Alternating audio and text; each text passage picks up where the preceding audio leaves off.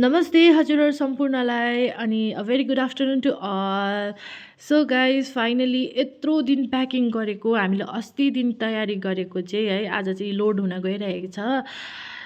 अनि गाडी चाहिँ बिहानै आइपुगेको थियो, सात बजी नै आइपुगेको थियो। अन्त यहाँ चाहिँ मेरो बुढाले अन्त सबैले भाइहरूले दाइहरूले है लोड गरिदिनु हुँदैछ। अन्त मेरो बुढाले चाहिँ यो दाइ भाइहरूलाई चाहिँ यसो अब पैसै दिएर है लोड गराउनु लगाएको। हामीहरू यस्तो 4-5 जना थिए यसरी हेल्प गरेको है। खासमा यो गाडीमा चाहिँ 8 जनाको सामान जाँदैछ होइन। गाडी चाहिँ अलिक सानै थियो किनभने यो चाहिँ सामानको मात्रै थियो नि त। अन्त अर्को पनि छ, अर्को चाहिँ त्यहाँनिर चाहिँ स्कुटीवालाले गरेको छ है।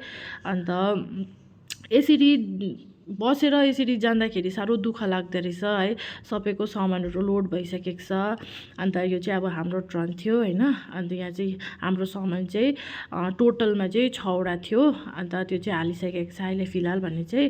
अन्त अब चाहिँ यहाँ चाहिँ भाइ पनि आएको छ, भाइको पनि रहेछ नि त सामान। अन्त आई गेस 2जनाको रहेको छ अब हाल्नुपर्ने होइन। अन्त यसरी देख्दा साह्रो मन दुःख लाग्दो रहेछ साथीहरू। पल्टन आएपछि यस्तै हुँदो रहेछ है। अहिले जो आउनु भएको छ भोलिपछि जाँदा तपाईँहरूलाई पनि यस्तै हुने रहेछ होइन। यति नै भन्दै मेरो भिडियो चाहिँ यहीँ एन्ड अप गर्न चाहन्छु। So guys thank you for watching, keep supporting, bye. अब चाहिँ गाडी गयो।